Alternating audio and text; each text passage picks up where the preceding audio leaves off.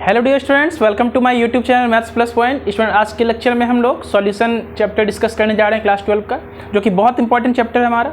Solution chapter में हम लोग एक टॉपिक डिस्कस करने जा रहे हैं बच्चों, जिसका नाम है एलिवेशन इन बॉइलिंग पॉइंट, जो कि एक कॉलिगेटिव प्रॉपर्टी है।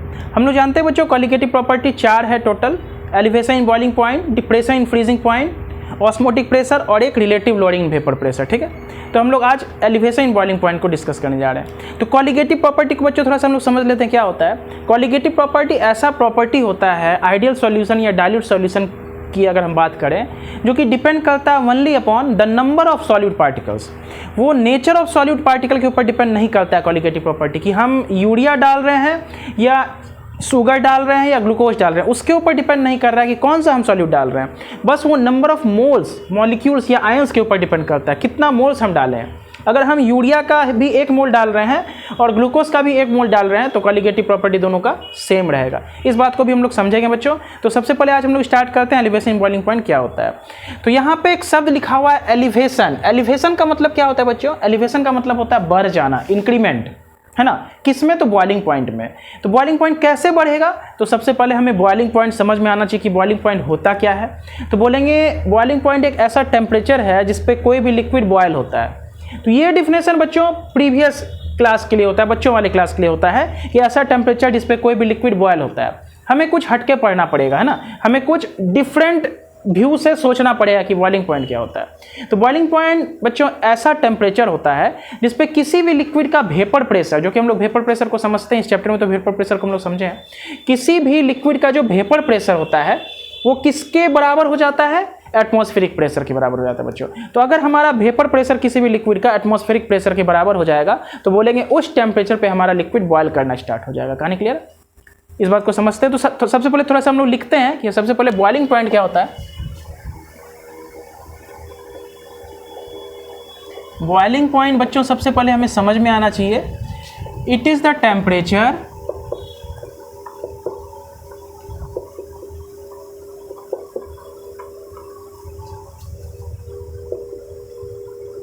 at which vapor pressure of any liquid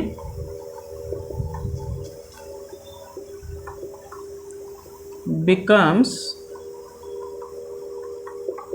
equal to the atmospheric pressure. इस बात को बच्चे पहले अच्छे से हमें समझना पड़ेगा कि बॉइलिंग पॉइंट होता क्या है। तो बॉइलिंग पॉइंट एक टेम्परेचर है। देखो, ये पॉइंट का मतलब ये नहीं होता है जिसमें मैथमेटिक्स में हम लोग पढ़ते हैं x, y एक पॉइंट होता है, वो नहीं। ये एक टेम्परेचर है, इट इज द टेम्परेचर जिस पर कोई भी लिक्विड जैसे वाटर हो जाए, कोई भी, जरूरी नहीं वाटर, कोई भी हम ले सकते हैं, इथनॉल ले सकते हैं, मिथनॉल ले सकते हैं, मिल्क ले सकते हैं, कोई भी लिक्विड ले सकते हैं, जिसका वेपर प्रेशर किसके बराबर हो जाए?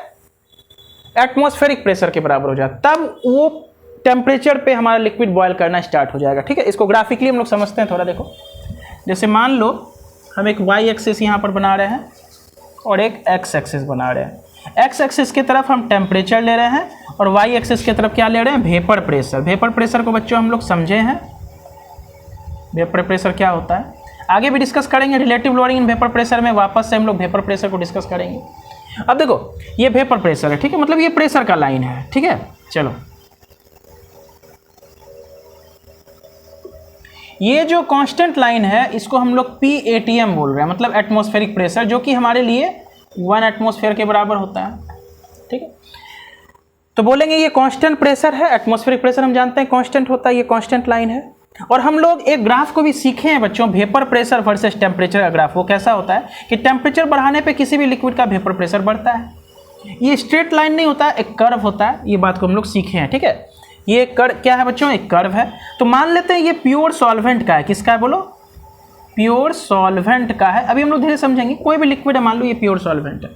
अब ये लिक्विड किस टेम्परेचर पे बॉयल होगा? तो बोलेंगे क्या ये इस टेम्परेचर पे बॉयल होगा ये लिक्विड, मान लो ये टेम्परेचर पे क्या लिक्विड बॉयल होगा, तो बोलेंगे नहीं हो पाएगा। क्यों? क्योंकि इस टेम्परेचर पे इसका वेपर प्रेशर कहाँ है, यहाँ है। देखो ये वेपर प्रेशर हमारा 1 एटमॉस्फेयर से बहुत नीचे है, तो इस टेम्परेचर पे हमारा लिक्विड बॉयल नहीं होगा। टेम्परेचर थोड़ा सा बढ़ाते हैं, रेज करते हैं, ठीक। क्या इस टेम्परेचर पे हमारा लिक्विड बॉयल होगा, तो बोलेंगे सर यहाँ भी नहीं होगा, क्योंकि ये अभी एटमॉस्फेरिक प्रेशर से बहुत नीचे है। इसी प्रकार बढ़ते बढ़ते एक ऐसा टाइम आएगा, एक ऐसा पॉइंट आएगा उस टेम्परेचर पे, अगर हम बात करें इस टेम्परेचर पे, तो ये टेम्परेचर पे हमारा देखो ये लिक्विड का वेपर प्रेशर किसके बराबर हो जाएगा, एटमॉस्फेरिक प्रेशर के बराबर हो जाएगा। तो यही वो टेम्परेचर है जिसको हम बोलते हैं टीबी। क्या बोलते हैं? TB, boiling point temperature. और अगर ये प्योर सॉल्वेंट हो तो यहाँ नॉट लगा देते हैं, बात आती है समझ में। तो बोलेंगे ये वो टेम्परेचर है जहां पर इस लिक्विड का वेपर प्रेशर किसके बराबर हो गया, एटमॉस्फेरिक प्रेशर के बराबर हो गया। अब इस टेम्परेचर पे हमारा लिक्विड बॉयल होना स्टार्ट हो जाएगा, और टेम्परेचर अगर बढ़ाएंगे तो हमारा वेपर प्रेशर इस लाइन को क्रॉस कर चुका है, तो और अच्छे से बॉयल होगा हमारा लिक्विड। बात समझ में आ रहा है कि नहीं आ रहा है? तो बोलेंगे मिनिमम ये टेम्परेचर है जहाँ पे कोई भी लिक्विड हमारा बॉयल होना स्टार्ट हो जाता है। तो यही डिफिनेशन बच्चे हम लोगों को समझना है, किसमें, एलिवेशन इन बॉइलिंग पॉइंट, मतलब बॉइलिंग पॉइंट का डिफिनेशन। अभी एलिवेशन के ऊपर हम लोग नहीं गए हैं, बस अभी हम लोग समझ रहे हैं बॉइलिंग पॉइंट क्या होता है। तो बात आई समझ में कि बॉइलिंग पॉइंट वो टेम्परेचर है जिसपे किसी भी लिक्विड का वेपर प्रेशर, ये वेपर, देखो एक बार फिर से समझते हैं, जब भी हमें वेपर प्रेशर वर्सेस टेम्परेचर का ग्राफ बनाना है, वीपी वर्सेस टेम्परेचर, तो एक कर्व हमें बनाना होगा। ये लाइन रिप्रेजेंट करता है कि वेपर प्रेशर टेम्परेचर के डायरेक्टली प्रोपोर्शनल है ना, मतलब डायरेक्टली प्रोपोर्शनल तो नहीं कर सकते क्योंकि स्ट्रेट लाइन तो नहीं है, मतलब फिर भी अगर टेम्परेचर हम बढ़ाएंगे तो वेपर प्रेशर हमारा बढ़ता चला जाएगा किसी भी लिक्विड का।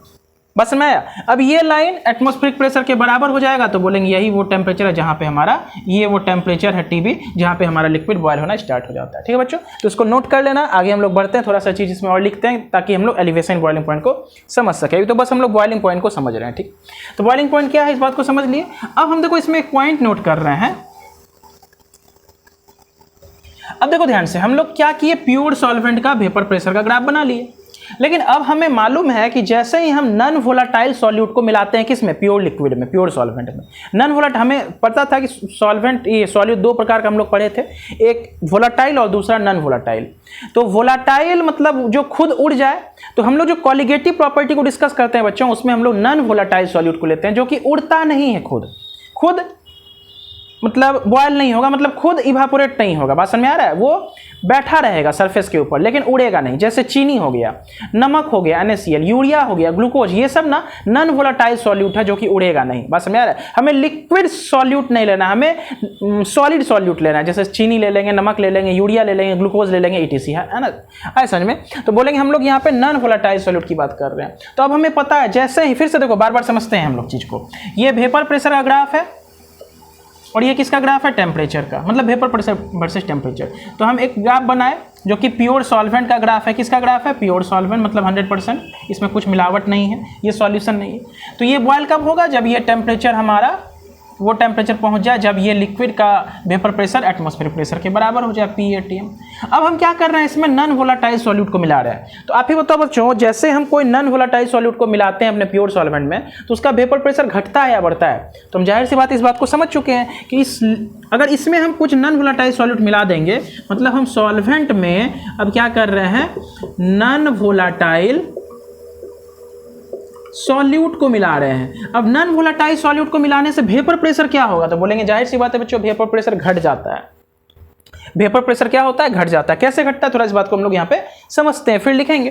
तो बोलेंगे देखो ध्यान से, हम एक कंटेनर लिए थे, कंटेनर को में कोई लिक्विड भर दिए थे।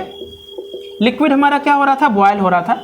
तो बॉयल हो रहा था तो इसका वेपर्स इवापोरेट कर रहा था, ठीक। और इवापोरेट करके यहाँ पे अगर हम कंटेनर को फॉर एग्जांपल क्लोज कर दें, क्या कर दें, कंटेनर को क्लोज कर दें समझने के लिए, तो बोलेंगे यहाँ जितना भी वेपर्स बन रहा था, मान लो यहाँ पे सरफेस पे सिर्फ और सिर्फ A का मॉलिक्यूल है, इस मॉलिक्यूल को हम क्या मान लें, A मान लें, ठीक है, सिर्फ और सिर्फ A का मॉलिक्यूल है। इसको अगर हम बॉयल कर रहे हैं, ठीक है, तो जो सरफेस वाला मॉलिक्यूल क्या करेगा, इवापोरेट करेगा, बॉयल होके उड़ेगा, ठीक है, और यहाँ पे जमा हो जाएगा। तो जितना ज़्यादा यहाँ पे मॉलिक्यूल जमा होगा उतना ज़्यादा वेपर का प्रेशर क्रिएट होगा, है ना। जितना ज़्यादा मॉलिक्यूल्स यहाँ पे जमा होगा उतना ज़्यादा प्रेशर क्रिएट होगा, है ना, क्योंकि pressure is directly proportional to number of molecules, ठीक। चलो प्योर सॉल्वेंट था, लिक्विड सॉल्वेंट था।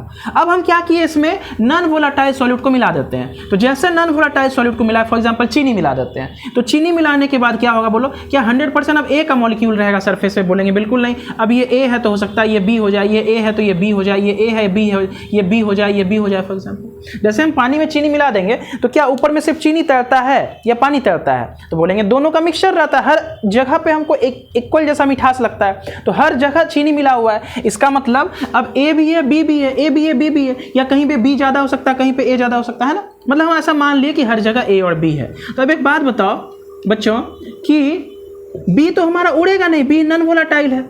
तो पहले तो सारा मॉलिक्यूल उड़ रहा था, पहले सारा ए का मॉलिक्यूल उड़ रहा था। अब क्या बी उड़ पाएगा? तो बोलेंगे सर बी उड़ नहीं पाएगा। अब बी नहीं उड़ेगा तो क्या हुआ बोलो बच्चों, ये सरफेस को कैप्चर किया कि नहीं किया? पहले सरफेस पर सिर्फ और सिर्फ ए का मॉलिक्यूल था, तो सारा मॉलिक्यूल उड़ रहा था। जितना ज़्यादा मॉलिक्यूल उड़ रहा था उतना ज़्यादा वेपर्स बन रहा था, जितना ज़्यादा वेपर्स बन रहा था उतना ज़्यादा वेपर प्रेशर क्रिएट हो रहा था। लेकिन अब जैसा ही सरफेस पे बी का मॉलिक्यूल आ गया तो बी तो उड़ेगा नहीं क्योंकि नॉन वोलेटाइल है, और ना ही ये ए को उड़ने देगा क्योंकि ये ए के जगह पे आके बैठा है। उसके नीचे अगर ए का मॉलिक्यूल है तो वो भी गिर गया है, वो भी मतलब क्या होता है, यहाँ सरफेस पे अगर ए रहता तो ए उड़ जाता। अब उसके जगह पे बी आ गया तो बी खुद नहीं उड़ रहा है, उसके नीचे अगर फॉर एग्जांपल ए है तो उसको भी नहीं उड़ने दे रहा है। तो अब तुम ही बताओ कि number of solute number of particles, जो नंबर ऑफ मॉलिक्यूल्स जो पहले वेपर फेज में जा रहा था वो घट जाएगा या बढ़ जाएगा? तो जाहिर सी बात है अब पहले के तुलना में यहाँ पे मॉलिक्यूल्स कम इकट्ठा होगा, वो भी सिर्फ ए का होगा, बी तो उड़ ही नहीं सकता है। तो बोलेंगे पहले के रेस्पेक्ट में अब जो यहाँ पे वेपर प्रेशर हो रहा है वो कम होगा। बात समझ में आया? इसलिए हम लोग कहते हैं कि जैसे नॉन वोलेटाइल सॉल्यूट मिलाते हैं, प्योर सॉल्वेंट का जो वेपर प्रेशर था सॉल्यूशन बनने के बाद वो वेपर प्रेशर हमारा घट जाता है। बात समझ में आया? फिर से हम ग्राफ बना रहे हैं, जैसे हमको मालूम है एक लाइन ऊपर है और इससे कम का ग्राफ बनाना तो ये नीचे बनेगा। ये प्योर सॉल्वेंट का ग्राफ है और ये क्या है, सॉल्यूशन का ग्राफ है। बात समझ में आया? ये वेपर प्रेशर है और ये टेम्परेचर है, ये प्योर सॉल्वेंट। बात आई समझ में बच्चों? तो बोलेंगे प्योर सॉल्वेंट का वेपर प्रेशर काफ़ी ज़्यादा था, उसको हम लोग P0A बोलते हैं। इसके वेपर प्रेशर के जो अगर वो प्योर रहता है तो P0A बोलते हैं, लेकिन जैसे ही उसमें हम प्योर ये नॉन वोलेटाइल सॉल्यूट मिला दिए तब वो वेपर प्रेशर ऑफ सॉल्यूशन बन जाता है। तो vapour pressure of solution always less होता है with respect to vapour pressure of pure solvent. इस बात को हम लोग एलिवेशन इन बॉइलिंग पॉइंट नहीं, जब relative loading of vapour pressure को पढ़ेंगे वहाँ डिटेल में इस बात को समझेंगे। बस उसका हल्का सा कंक्लूजन बच्चों यहाँ पर हम लोग निकाल लिए, ठीक है, कि जैसे हम नॉन वोलेटाइल सॉल्यूट को मिक्स करेंगे, अब सरफेस पे ए के साथ साथ बी का भी मॉलिक्यूल आ गया। रिपीट कर देते हैं इस बात को। तो अब यहाँ बी का मॉलिक्यूल चुके आ गया तो बी नॉन वोलेटाइल है तो ये उड़ेगा नहीं, अब खुद नहीं उड़ेगा ना ही ए को उड़ने देगा। तो जितना मॉलिक्यूल्स पहले हमारे वेपर फेज में गया था अब उतना उसके रेस्पेक्ट में कम हो जाएगा, यानी कि यहाँ पर कम वेपर्स जमा होगा। कम वेपर्स जमा होगा इसका मतलब वेपर प्रेशर कम हो जाएगा। इसलिए हम कहेंगे कि प्योर सॉल्वेंट के रेस्पेक्ट में सॉल्यूशन का वेपर प्रेशर कम हो जाता है। बच्चों क्लियर है? बात आ रही है समझ में?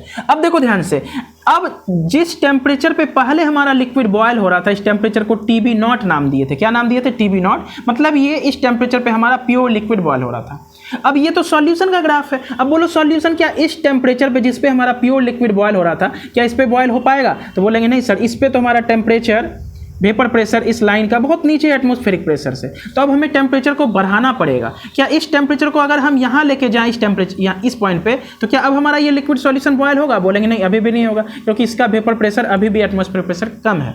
बढ़ाते बढ़ाते बढ़ाते एक ऐसा समय आएगा, ऐसा पॉइंट आएगा जहाँ पे हम कहेंगे ये TB है, मतलब बॉइलिंग पॉइंट ऑफ सॉल्यूशन।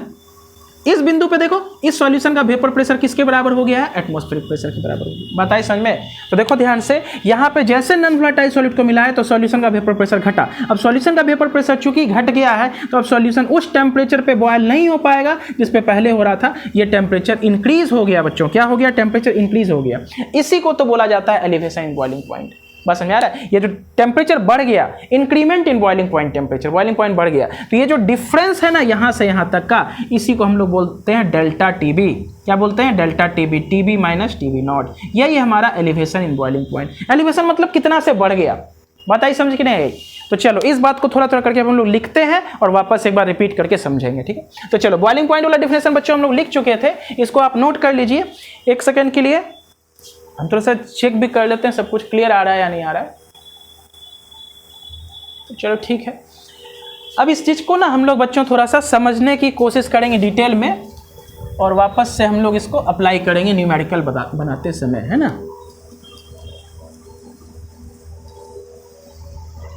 इस ग्राफ को वापस से हम बच्चों रिकंस्ट्रक्ट करेंगे अच्छे से एकदम, ताकि इसको आप फेयर भी कर पाएँ। तो अब बॉइलिंग पॉइंट तो हम लोग लिख लिए हैं, अब थोड़ा सा थ्योरी लिखते हैं यहाँ पर हम लोग एक बार, जो कि आप लिखेंगे अपने कॉपी में।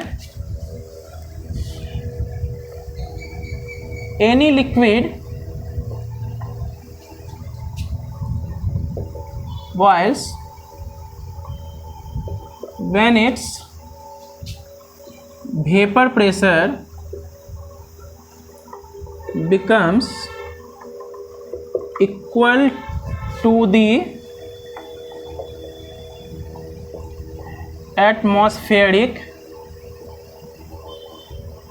pressure। इस बात को हम लोग समझते हैं बच्चों। Any liquid boils when its vapor pressure VP vapor pressure becomes equal to the atmospheric pressure।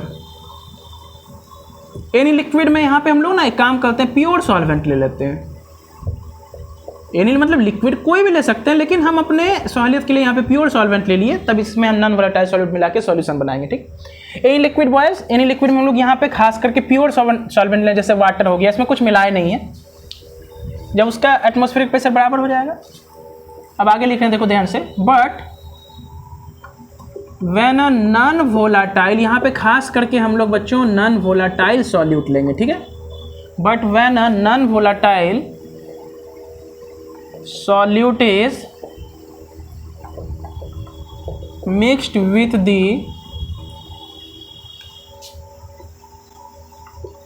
Pure solvent, then vapour pressure of the resulting solution decreases। अस्थिरता के साथ देखो एकदम बढ़िया डिफिनेशन लिख रहे हैं, कोई बुकिश लैंग्वेज नहीं है। A liquid boils when its vapor pressure becomes equal to atmospheric pressure, but when a non-volatile solute is mixed with pure solvent, then vapor pressure of the resulting solution, वो जो solution बन के तैयार हुआ वो decrease हो जाएगा। Therefore,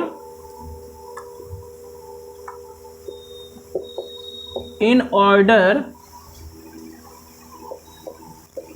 to boil the solution,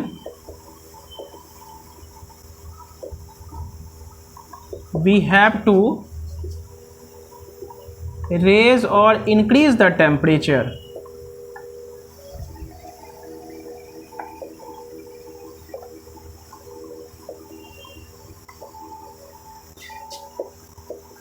This increment in temperature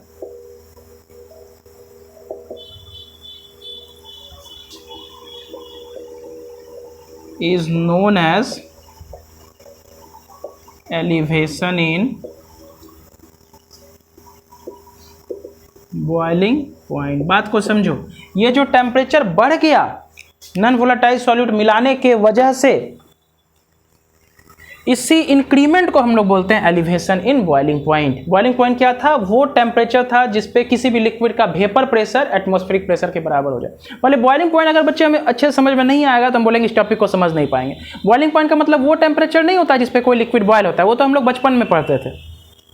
अभी का न्यू डिफिनेशन हमें ये पढ़ना पड़ेगा वेपर प्रेशर से रिगार्डिंग, कि जब भी कोई लिक्विड को हम लोग बॉयल करते हैं तो हमें मालूम है लिक्विड का वेपर्स निकलता है, वो वेपर ऊपर से लग रहा है वातावरण का जो प्रेशर होता है। जैसे मान लो हम किसी लिक्विड को यहाँ पर बॉयल कर रहे हैं, ठीक, कोई सॉसपेन है या कोई भी बर्तन है, उस पर हम लिक्विड को बॉयल कर रहे हैं तो ये इवापोरेट करेगा, और ऊपर से हमारा क्या लग रहा है बोलो? वातावरण एटमॉस्फेरिक का प्रेशर लग रहा है। तो बोलेंगे इसका जो प्रेशर है इसको बोलेंगे पीए, या सॉल्यूशन मतलब जो भी बोलना है, किसी भी लिक्विड का प्रेशर पीएस।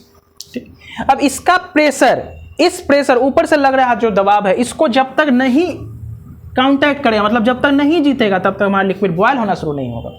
लिक्विड गर्म हो रहा है, तुम देखोगे बॉयल जब बुलबुला निकलने लगता है, इसका मतलब उस समय पे इसका जो वेपर प्रेशर है वो एटमॉस्फेरिक प्रेशर से बढ़ चुका है। एटमॉस्फेरिक प्रेशर अगर 1 एटमॉस्फेयर है तो उससे ये ज़्यादा होगा ये प्रेशर। जब ऊपर से लग रहा प्रेशर और नीचे से लग रहा जो वेपर प्रेशर हमारा लिक्विड का है, वो नीचे वाला प्रेशर इसको जब तक जीत नहीं जाएगा तब तक, या उस पॉइंट पे मतलब दोनों बराबर ना हो जाए तब तक हमारा लिक्विड बॉयल होना स्टार्ट नहीं होगा। इसी बात को समझना है। अब जैसे ही हम नॉन वोलेटाइल सॉल्यूट को मिला देंगे तो वेपर प्रेशर सॉल्यूशन का घट जाता है। अब जैसे घटेगा तो अब हमें मालूम है कि अब उस टेम्परेचर पे लिक्विड बॉयल नहीं होगा। अभी ग्राफ से हम लोग समझे थे, वापस समझेंगे तो हमें टेम्परेचर को रेज करना पड़ेगा। इसी बात को यहाँ पर हम लोग लिखे हैं बच्चों, तो इसको चलिए आप नोट कर लीजिए अच्छे से। नोट करने के बाद आगे हम लोग बढ़ते हैं और इस पे हम लोग ग्राफ बनाते हैं बच्चों, ठीक है।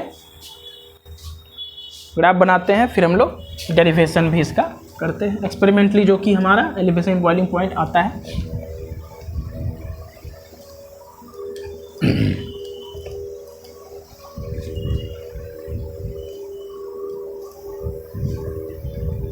चलो एक शानदार ग्राफ यहाँ पे हम लोग बच्चों बनाते हैं। बहुत बार रिपीट कर चुके हैं ताकि हमें ये बात अभी तक शायद समझ में आ गई होगी सभी बच्चे को।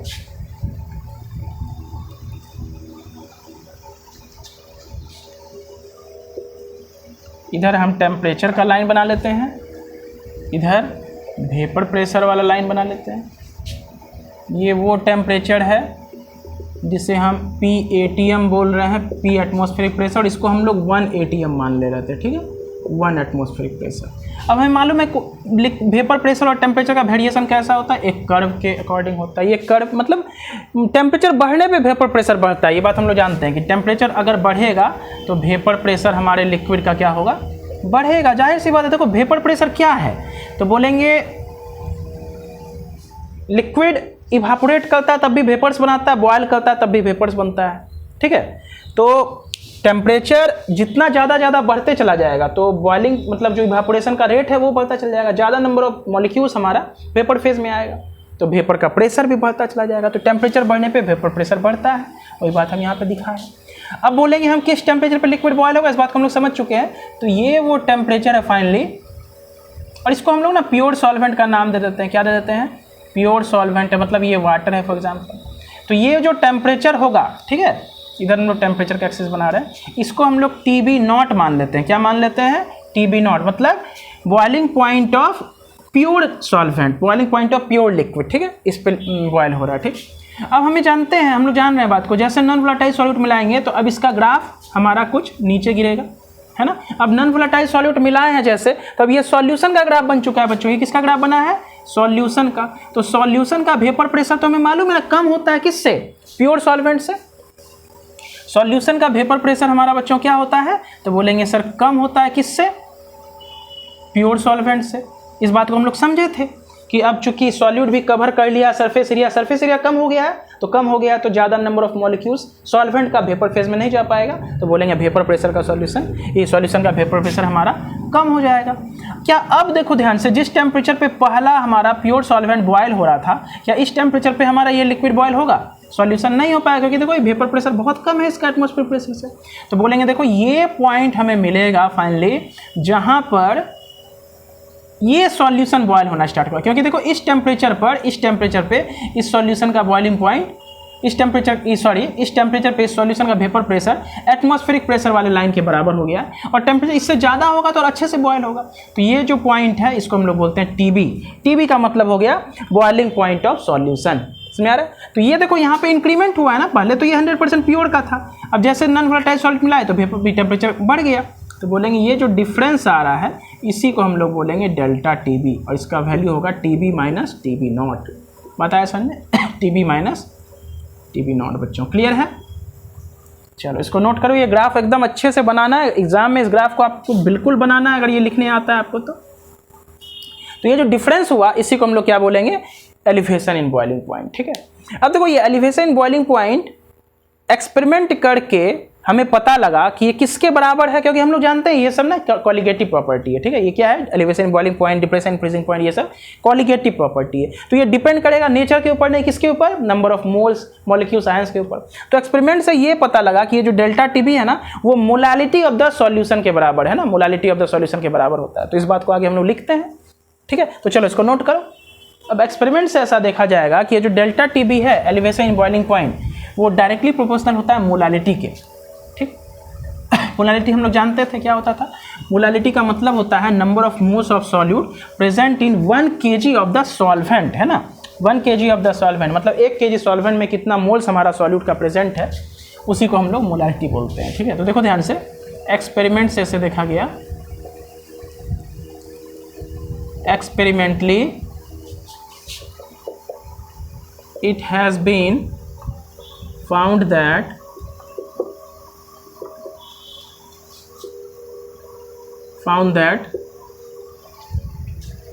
Elevation in boiling point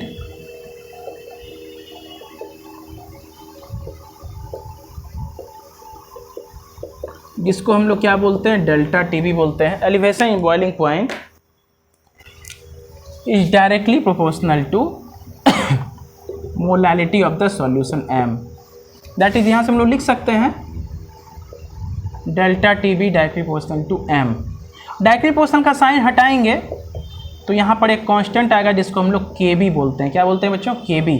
kb क्या है, इसको हम लोग आगे लिखेंगे मोलल एलिवेशन कांस्टेंट, है ना, या इसको हम लोग इबुलियोस्कोपिक कांस्टेंट भी बोलते हैं।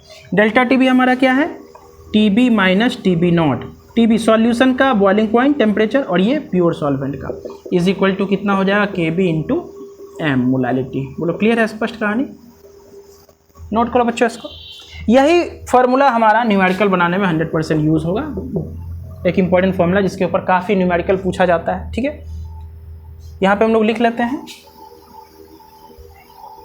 और इसी को आगे थोड़ा सा करते हैं, T B minus T B naught is equal to K B तो कांस्टेंट है। मोलालिटी हम लोग क्या समझते हैं, number of moles of solute upon में क्या बच्चों, mass of solvent in kg. Number of moles of solute upon में mass of solvent in kg. हम लोग मोलैरिटी जानते हैं ना, सॉल्वेंट का मास लिया जाता है, मोलैरिटी में सॉल्यूशन का वॉल्यूम लिया जाता है ना, तो इस बात को हम लोग मोलैरिटी को समझते हैं अच्छे से। तो इसी को और हम क्या लिख सकते हैं, T B minus T B naught is equal to K B into number of moles of solute ले लेते हैं अपॉन में डब्लू सॉल्वेंट, यानी कि मास ऑफ हम लोग यहाँ पर सॉल्वेंट ले लेते हैं, number of moles of solute, ठीक है। तो ये भी हमारा एक बच्चों बहुत इंपॉर्टेंट एक फॉर्मूला बन गया, ठीक है। इस बात को बच्चे नोट करें आप लोग। अभी एक एक चीज़ को यहाँ पे हम लोग डिफाइन करते हैं।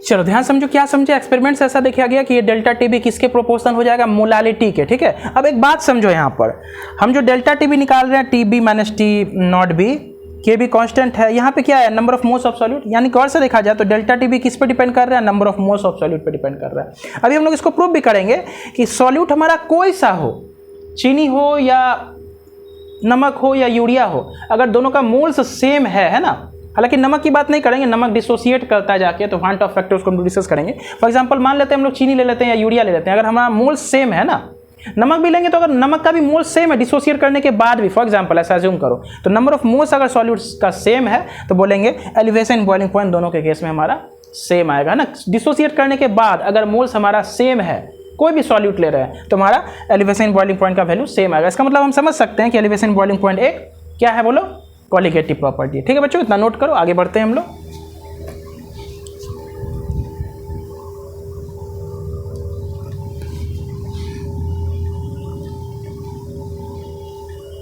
तो यहां से हमें क्या पता चला कि डेल्टा टीवी का वैल्यू क्या आया है बच्चों,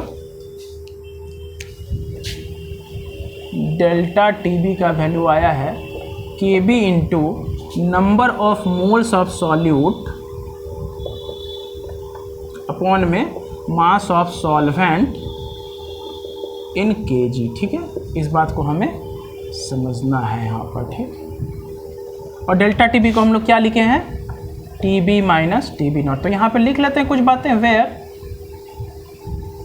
टी बी नॉट क्या है, boiling point temperature of pure solvent, T B क्या है, boiling point temperature of solution, बात आया समझ में। के बी जो कि बहुत इंपॉर्टेंट है, एक कांस्टेंट, इसको हम लोग क्या बोलते हैं, मोलल एलिवेशन कांस्टेंट, बोलो समझ में आया। इसी को बोला जाता है इबुलियोस्कोपिक कांस्टेंट। क्या बोलते हैं, इबू ध्यान सुनो, इबुलियोस्कोपिक कांस्टेंट बहुत इंपॉर्टेंट कांस्टेंट है, जो कि डिपेंड करता है, ध्यान सुनो, ये डिपेंड करता है, depends only upon the solvent ये सॉल्वेंट की only upon the property of solvent, या प्रॉपर्टी ऑफ द सॉल्वेंट लिख देते हैं, प्रॉपर्टी ऑफ द सॉल्वेंट, ये सिर्फ और सिर्फ सॉल्वेंट के ऊपर बच्चों डिपेंड करता है। ध्यान समझना, ये किसके ऊपर डिपेंड करेगा, तो सिर्फ और सिर्फ सॉल्वेंट के ऊपर। अगर सॉल्वेंट हमारा सेम है, फॉर एग्जांपल वाटर है, तो के भी सेम रहेगा इस इक्वेशन में, है ना। और सॉल्वेंट को अगर हम चेंज कर देंगे, वाटर के बदले अगर मान लो हम बेंजीन ले लेंगे, इथाइल अल्कोहल ले लेंगे, है ना, सॉल्वेंट अगर चेंज कर रहे हैं तो के भी चेंज हो जाएगा। के भी सॉल्यूट के ऊपर डिपेंड नहीं करता, के भी किसके ऊपर डिपेंड करता है बच्चों, तो बोलेंगे के भी हमारा, सॉरी, के भी सॉल्यूट के ऊपर डिपेंड नहीं करता। अगर हम कुछ मिस्टेक से बोले हो, कुछ गलती, तो एक बार फिर से रिपीट कर देते हैं। के भी हमारा सॉल्वेंट के ऊपर डिपेंड करता है। सॉल्वेंट अगर चेंज कर लेंगे तो के भी चेंज हो जाएगा, अगर सॉल्वेंट चेंज नहीं करेंगे तो के भी हमारा चेंज नहीं हुआ। तो वही लिखे, के भी depends upon the solvent, type of solvent, कौन सा सॉल्वेंट हम लोग यूज़ किए हैं, ठीक है। इसको बोलते हैं मोलर एलिवेशन कांस्टेंट और इबुलियोस्कोपिक कांस्टेंट भी बोलते हैं, ठीक है। और यही है रेंज इन टेम्परेचर, जो बॉइलिंग पॉइंट हमारा बढ़ा। Number of moles of solute हमें निकालना आता है, मास ऑफ सॉल्वेंट हमें दिया रहेगा, तो यहाँ से हम लोग एक न्यूमेरिकल यहाँ से कंस्ट्रक्ट कर सकते हैं, बना सकते हैं, ठीक है बच्चों। तो चलो उससे पहले हम लोग के बी को थोड़ा सा डिफाइन कर लेते हैं, क्योंकि इसके ऊपर कभी कभी हमें डिफिनेशन भी लिखने को आता है, what is molar elevation constant, ठीक है। पिक्चर क्वालिटी थोड़ा सा आज देखते हैं बनने के बाद कैसा आता है, ठीक है। तो मिटाया जाए बच्चों, boiling point in temperature of pure solvent of solution, molar elevation constant. तो यहाँ पे थोड़ा सा मोलर एलिवेशन कांस्टेंट बच्चों क्या होता है, इसको हम लोग लिख लेते हैं।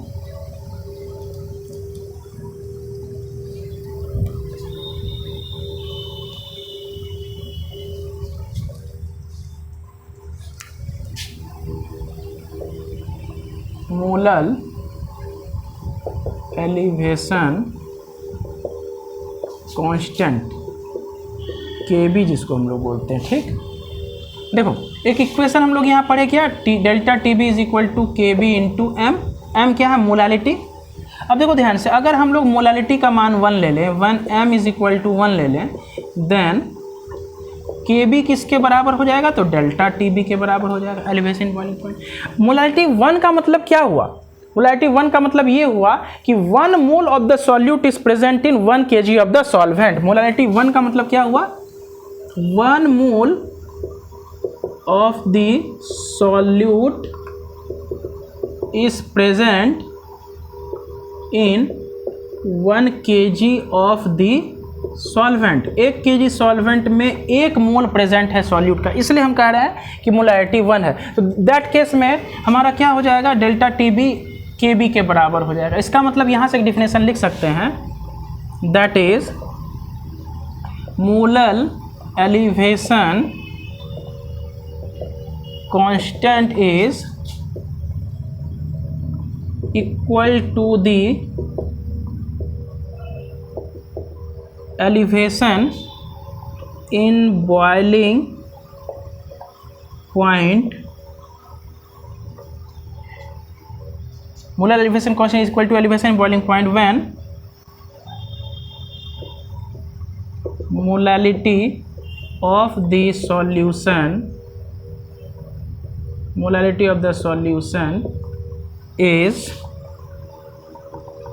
equal to unity, that is 1 mole of solute is dissolved in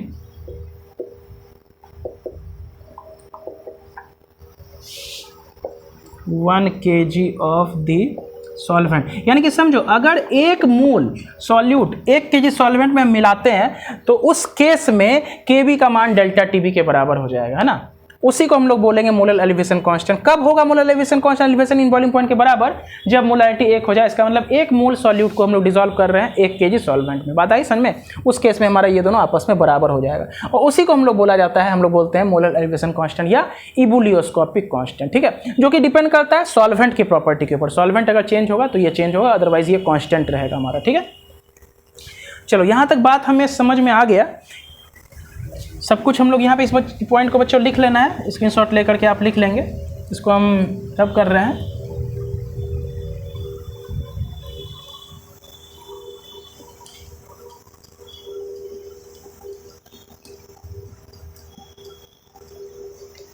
देखो कभी कभी बच्चों हमें सवाल में नंबर ऑफ मोल्स ना देके मास देता है, ठीक है। तो अभी हम लोग एक्सपेरिमेंट से क्या इक्वेशन पढ़े, डेल्टा टी बी बराबर के बी इंटू एम पढ़े। इसी को आगे खोले तो डेल्टा टी बी बराबर K B into number of moles of solute upon में mass of solvent, W solvent लिख लेते हैं, इन केजी पढ़े। अब हमें मोल हमेशा देता नहीं है सॉल्यूट का, क्या देगा, मास दे देगा। तो हम लोग जानते हैं मोल उस केस में हम लोग कैसे निकालेंगे, तो मोल सॉल्यूट का कैसे निकालते हैं, मास ऑफ सॉल्यूट अपॉन में क्या बोलो, मोलर मास ऑफ सॉल्यूट, ठीक है, इनटू 1/W सॉल्वेंट यानी कि मास ऑफ सॉल्वेंट इन केजी। समझ में, इसको हम लोग W सॉल्यूट भी लिख सकते हैं, खोल के लिख दिए हैं। पता है समझ में, इस प्रकार से हम लोग यहाँ से डेल्टा टीबी को निकाल लेंगे। कहानी स्पष्ट है बच्चों? चलो इसको नोट कर लो, ये हमारा अंतिम फॉर्मूला है। इसके बाद हम लोग यहाँ पर न्यूमेरिकल्स को अप्लाई करके देखते हैं इसी को ऊपर, ठीक है, एलिवेशन बॉइलिंग पॉइंट। एक बात और ध्यान समझना बच्चों, तो वो एलिवेशन बॉइलिंग पॉइंट थोड़ा सा हम लोग ऐसे भी सीख सकते हैं, मतलब थोड़ा सा समझ सकते हैं कि जैसे ऐसे कंट्री में जहाँ पे टेम्परेचर बहुत ज़्यादा कम हो जाता है, ठीक है, जैसे लद्दाख के समय टेम्परेचर 0 से कम होकर माइनस पे चला जाता है, तो उस केस में हम लोग सुने हैं कि जो रोड होता है उस पर बर्फ़ जमता है ना। जैसे मान लो ये रोड है, ठीक है, और इधर पूरा पहाड़ है, लद्दाख उद्दाख या बहुत ऐसा कंट्री जहाँ पे टेम्परेचर बहुत कम हो जा रहा है, माइनस में हो रहा है, तो पूरे हर जगह बर्फ़ जम जाता है, तो रोड पे भी बर्फ़ जम जाएगा हमारा ना। अब रोड पे बर्फ़ जम जाएगा तो इसके ऊपर अगर गाड़ी चलेगा तो वो तो स्लिप करेगा। तो हम चाहते हैं कि रोड पे बर्फ़ ना जमे, तो हम लोग क्या करते हैं, NaCl या सोडियम क्लोराइड या कैल्शियम क्लोराइड इसके ऊपर हम लोग स्प्रिंकल कर देते हैं। इसके ऊपर हम लोग क्या करते हैं, NaCl या CaCl2 इसके ऊपर छिड़क दिया जाता है, कहाँ पे, बर्फ़ के ऊपर। तो ये करने से देखो हुआ क्या, हम बोलेंगे हमारा जो सॉरी यहाँ पे हम थोड़ा सा उल्टा बोल दिए, ये डिप्रेशन फ्रीजिंग पॉइंट जब आएगा वहाँ पे हम समझाएंगे। यहाँ पे दूसरा एग्जांपल हम लेते हैं, हाँ गलती से हम यहाँ पे समझाना चाहिए था, ये हम डिप्रेशन फ्रीजिंग पॉइंट वाला एग्जांपल दे दिए बच्चों, कोई बात नहीं, जब वो पढ़ेंगे तो वहाँ समझेंगे। एलिवेशन बॉइलिंग पॉइंट में एक चीज़ और समझ लेते हैं, थोड़ा सा दूसरा एग्जाम्पल ले लेते हैं। जैसे हम लोग सुने हैं बहुत बार कि जैसे अंडा उबाला जाता है तो उसमें नमक डाल दिया जाता है ना, जो पानी में कहा जाता है कि अंडा उबालते समय पानी में नमक मिला दिया जाता है। बहुत आदमी इसका एक्सप्लेनेशन ऐसा देते हैं कि अंडा क्रैक ना हो इसीलिए डाल देते हैं पानी में नमक। बोलेंगे ये रीज़न नहीं होता। देखो होता क्या है, जैसे मान लो हम लोग अंडा बॉयल कर रहे हैं इस पानी में, ठीक है, इसमें अंडा बॉयल कर रहे हैं, अब नीचे से हीट कर रहे हैं, तो अंडा जो बॉयल कर रहे थे तो ये वाटर में बॉयल कर रहे हैं, तो वाटर का बॉइलिंग पॉइंट टेम्परेचर कितना है, 100 डिग्री सेल्सियस, ठीक है, तो अंडा 100 डिग्री सेल्सियस तक जाके बॉयल होगा, ठीक।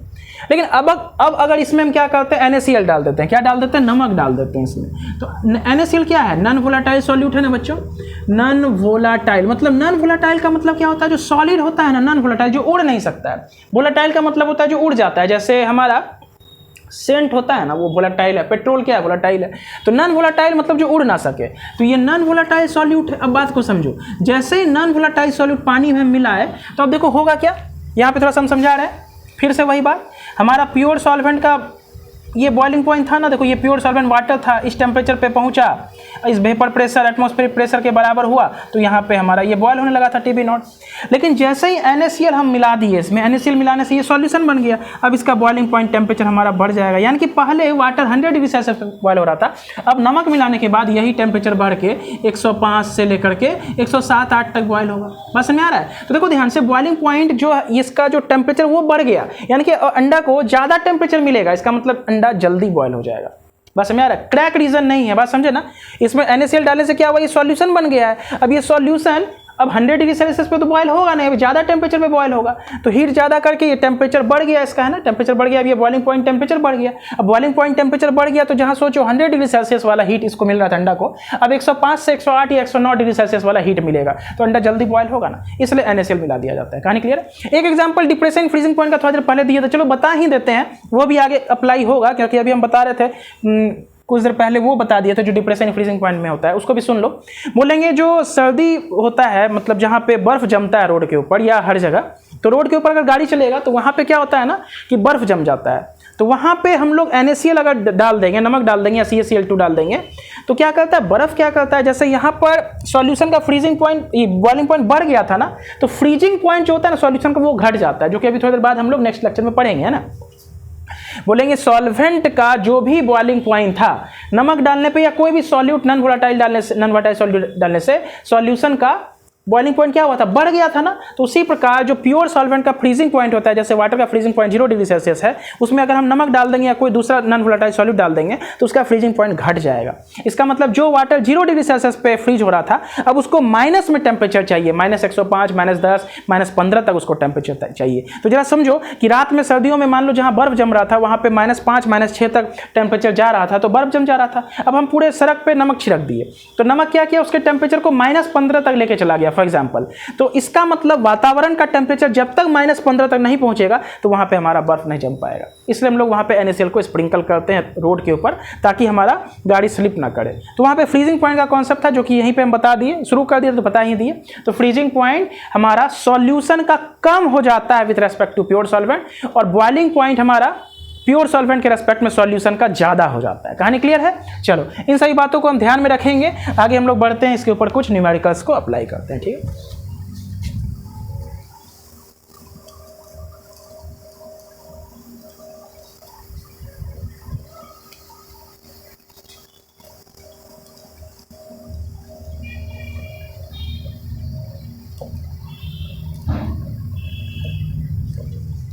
चलो एक न्यूमेरिकल यहां से बच्चों हम लोग लेते हैं।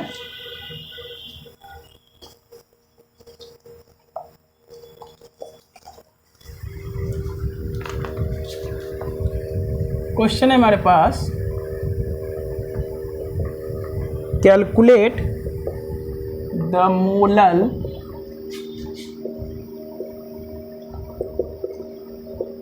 Elevation constant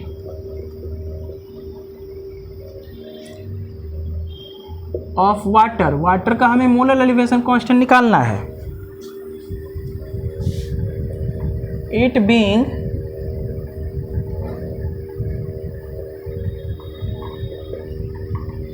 given that 0.1 molar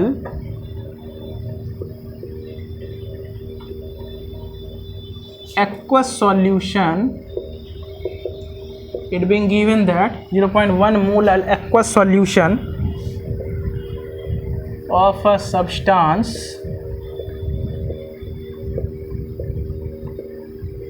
boiled at 100.052 degree Celsius. ठीक है,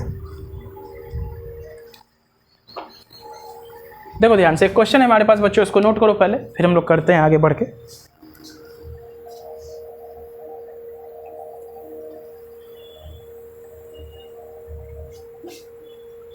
क्या कह रहा है, calculate the molar elevation constant. इसका मतलब Kb निकालना है, किसका, वाटर का। ठीक है, तो देखो बनाते हैं इस सवाल को। जो गिवन है इसको लिख लेते हैं सबसे पहले हम लोग। गिवन क्या है, मोलालिटी दिया हुआ m बराबर 0.1 मोल पर kg। देखो मोलर सॉल्यूशन का मतलब ही होता है, बात को समझो, मोलर सॉल्यूशन का मतलब ही होता है मोलालिटी, है ना, यानी कि 0.1 मोल पर kg दिया है, यानी कि 1 kg सॉल्वेंट में 0.1 मोल सॉल्यूट डाला हुआ है। जैसे ही 0.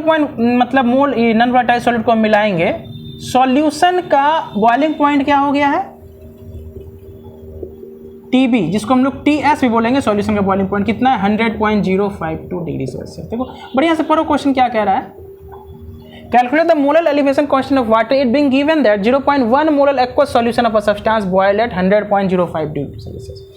अब यहाँ पे बच्चों एक डाउट आता है कि सर ये TB है या TB नॉट है या फिर डेल्टा TB है। तो देखो डेल्टा TB का भी इतना ज़्यादा होगा नहीं, नॉन वोलेटाइल सॉल्यूट मिलाने से बॉइलिंग पॉइंट ऐसा नहीं कि 100 डिग्री सेल्सियस बढ़ जाता है, थोड़ा सा बढ़ता है ना, 5-7 या कभी कभी 0.5 ऐसा बढ़ता है। ठीक, तो और 100% 100 डिग्री सेल्सियस किसका होता है, प्योर वाटर का बॉइलिंग पॉइंट टेम्परेचर होता है, जो कि दिया नहीं रहता है। तो TB नॉट हमें मालूम है, वाटर है तो 100 डिग्री सेल्सियस होगा। पानी क्लियर है? अब देखो हमें निकालना क्या, टू फाइंड निकालना है KB, हमें KB का वैल्यू निकालना है। क्वेश्चन बहुत अच्छा है, इसको समझो। 0.1 मोलर एक्वस सॉल्यूशन किसी भी सब्सटेंस का, वो बॉइल्ड हो रहा है इतना, मतलब सॉल्यूशन बॉइल्ड हो रहा है इतना पे, है ना। तो डेल्टा TB हम निकाल लेंगे, यहाँ से डेल्टा TB निकाल लेंगे, और M दिया हुआ तो KB निकाल लेंगे, है ना। तो देयरफॉर यहाँ से हम लोग जानते हैं, we know that delta TB elevation boiling point का वैल्यू क्या होता है, KB इंटू M। ठीक है, डेल्टा TB मतलब क्या होता है, TB minus TB not. TB हमारा 100.052, उसमें 100 हम घटा दिए तो क्या हो गया, केबी हमें निकालना और ये 0.1 आएगा।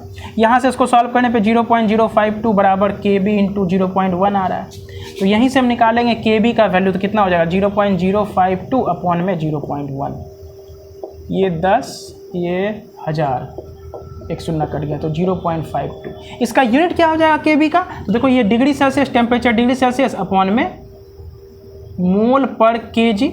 मोलालिटी का यूनिट क्या होता है, मोल पर केजी, तो डिग्री सेल्सियस 0.52 डिग्री मतलब सेल्सियस, केजी डिग्री सेल्सियस पर मोल, ऐसे भी लिख सकते हैं, डिग्री सेल्सियस केजी पर मोल। बात आया समझ में। तो ये केबी का वैल्यू इस सवाल में हमारा निकला है। इसी टाइप का सवाल बच्चों बहुत पूछा जाता है एग्जाम में, है ना, एलिवेशन बॉइलिंग पॉइंट के ऊपर, चाहे तो डेल्टा टीबी दे देगा, केबी पूछेगा, या टीबी तो हमें टीबी नॉट तो हमें जनरली याद रखना पता है, जैसे वाटर है तो अगर वाटर है तो 100 डिग्री सेल्सियस, केबी दे देगा, टीबी का मान पूछ देगा, है ना, कुछ भी यहाँ पे हमें पूछ सकता है, या molecular mass of the solute भी कभी कभी हमें पूछ सकता है ना। चलो नेक्स्ट क्वेश्चन हम लोग लेते हैं। इस क्वेश्चन को अच्छे से बच्चों नोट करो।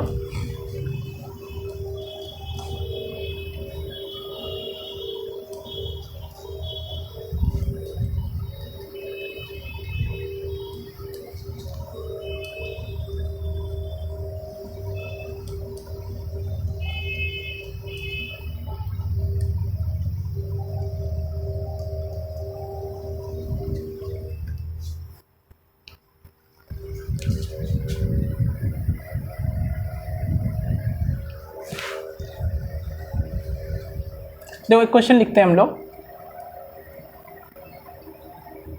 18 gram of C6H12O6 when dissolved in 100 gram of water raises 18 gram of C6H12O6 glucose है when dissolved in 100 gram of water raises the boiling point of the solution by 0.01 degree Celsius.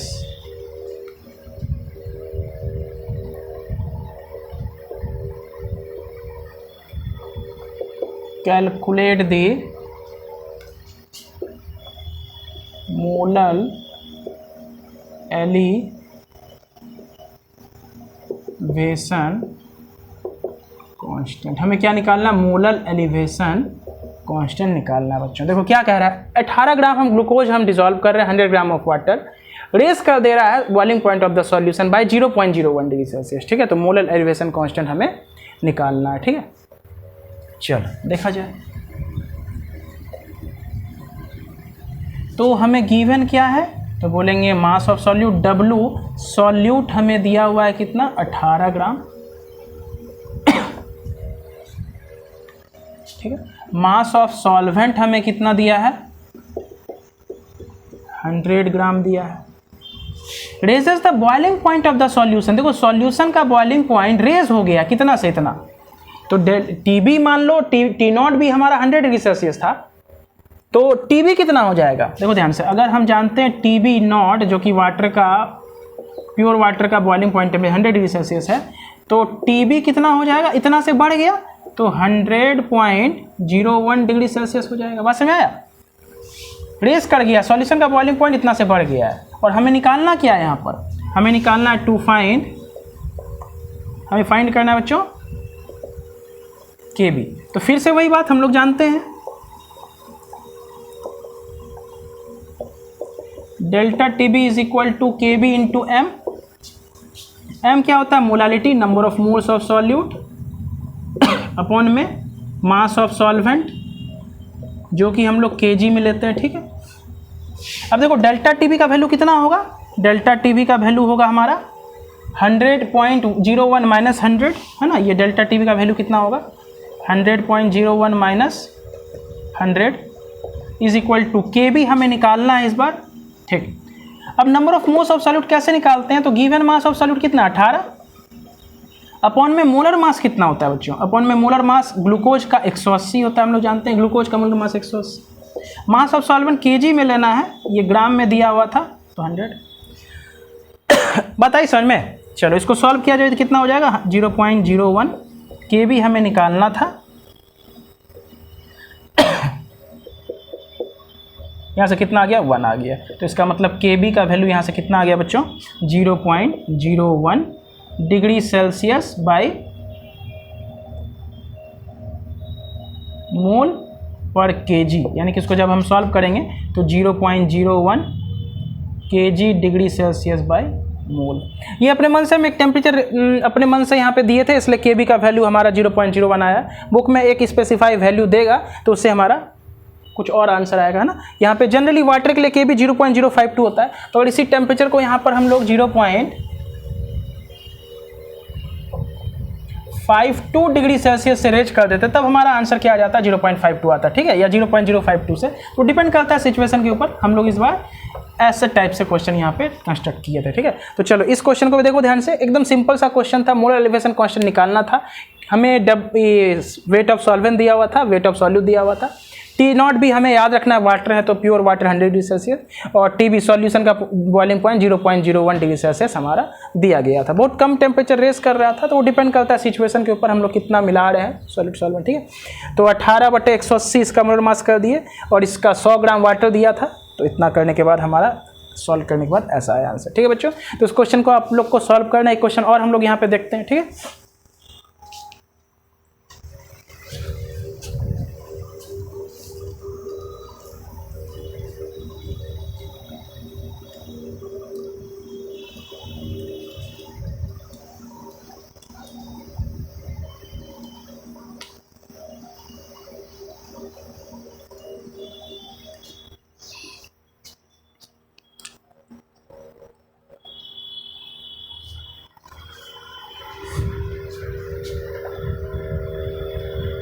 तो question है 10 gram of a non volatile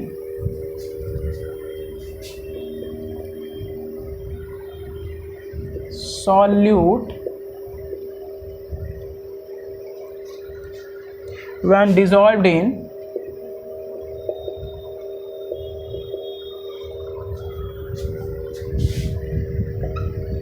100 gram of benzene. जो solvent हमारा क्या है benzene है, raises its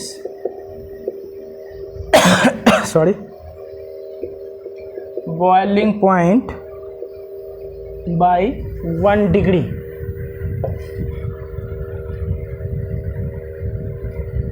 What is the molecular mass of the solute? हमें molecular mass solute का निकालना। देखो केबी यहाँ पे बेंजीन का दिया हुआ है, केबी फॉर बेंजीन, केबी हमेशा सॉल्वेंट का होता है, तो केबी फॉर बेंजीन हमारा दिया हुआ है 2.53 केल्विन एम इनवर्स मतलब मोलालिटी। हम लोग जानते हैं केबी का यूनिट होता है डिग्री सेल्सियस या केल्विन पर मोलालिटी, है ना। तो मोलालिटी को मोल पर केजी लिख देते हैं, और मोलालिटी को स्मॉल एम से भी डिनोट करते हैं, तो केल्विन एम इनवर्स भी लिखा जा सकता है, ठीक।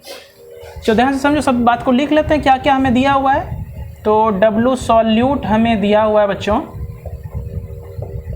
10 ग्राम, W सॉल्वेंट हमें दिया हुआ है यहाँ पर 100 ग्राम। रेस कर रहा है बॉइलिंग पर, ध्यान समझो, raises it's boiling point by 1 degree Celsius. अब देखो ये वाटर तो है नहीं, वाटर में तो 100 डिग्री सेल्सियस बच्चों हम लोग मान लेते थे, ये तो बेंजीन है, तो बेंजीन का तो बॉइलिंग पॉइंट हमें पता होता नहीं है। तो यहाँ पे बस रेट जो किया गया है, तो डेल्टा टीबी यहाँ पे दिया हुआ है कितना 1 डिग्री। अब 1 डिग्री सेल्सियस भी हो सकता है, ध्यान समझो, 1 डिग्री सेल्सियस भी हो सकता है या 1 केल्विन भी हो सकता है। डिफरेंस हमेशा दोनों का सेम, ऐसा नहीं कि अगर 1 डिग्री सेल्सियस है तो केल्विन में निकालेंगे तो 273 जोड़ेंगे, बिल्कुल नहीं। जैसे देखो हम बोलेंगे डेल्टा टीबी है तो टीबी माइनस T0 भी करेंगे ना, तो मान लो 1 था इसका, समझो ऐसा मान लो, एक एग्जांपल ले लो कि TB है फॉर एग्जांपल 5, ठीक है, और T0 भी है 1, ऐसा मानो। तो इसमें 273 जोड़े, और TB मान लो 4 है फॉर एग्जांपल, इसमें भी 273 जोड़े, ठीक है।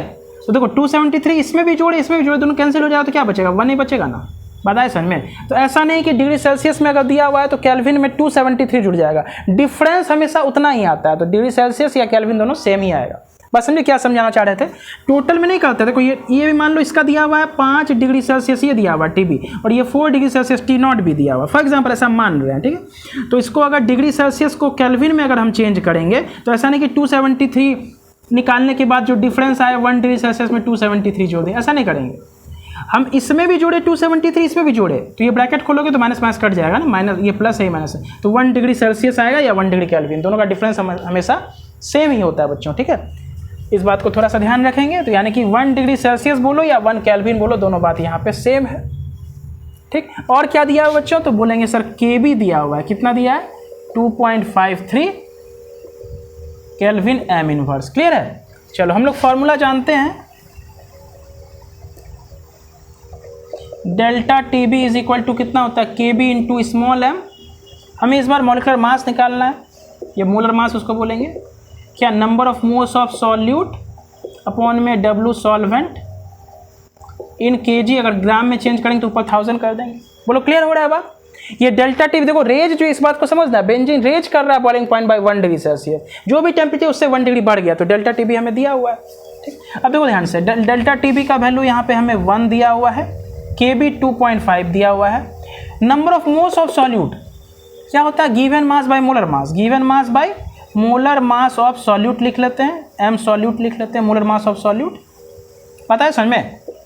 W हमें दिया हुआ है सॉल्वेंट का ग्राम में, तो इसको kg में चेंज करेंगे तो ऊपर 1000 चला जाएगा, बात आ रही समझ में ना। देखो ध्यान से, डेल्टा TB दिया हुआ है, KB का वैल्यू हमें दिया हुआ है, number of moles of solute कैसे निकालेंगे, given mass by molar mass of solute, है ना। तो गिवन मास 10 ग्राम दिया हुआ था, मोलर मास हमें निकालना है, इसका हमें 100 ग्राम दिया हुआ था, तो kg में चेंज करने के लिए नीचे 1000 करेंगे ना, तो ये 1000 पलट के हमारा ऊपर चला जाएगा। बोलो बात क्लियर हुआ 100%। तो यहाँ से हमें M सॉल्यूट निकालना था, तो देखो एकदम स्पष्ट है कहानी, 2.53 इंटू ये 0 कट जाएगा, इंटू क्या हुआ 100, तो इसको जब सॉल्व करोगे 253 आ जाएगा। बताया सर में कि नहीं आया, यही हमारा इसका आंसर आ जाएगा, ग्राम पर मोल हो जाएगा इसका आंसर, 1 मोल का मास, है ना। बताइए समझ में मोलर मास कैसे निकाला जाता है, बोलेंगे इसी फॉर्मूला बैठा के number of moles of solid का फॉर्मूला होता है given mass by molar mass, यहाँ से निकाल सकते हैं। तो आज के लेक्चर के लिए बस बच्चे हम लोग इतना ही रखते हैं, नेक्स्ट लेक्चर में हम लोग डिप्रेशन फ्रीजिंग पॉइंट को समझेंगे। आई होप लेक्चर समझ में आया होगा, इस लेक्चर को अच्छे से वॉच करना है और एक एक चीज़ को बढ़िया से अच्छे से नोट करना है कॉपी में, ठीक है बच्चों, थैंक यू।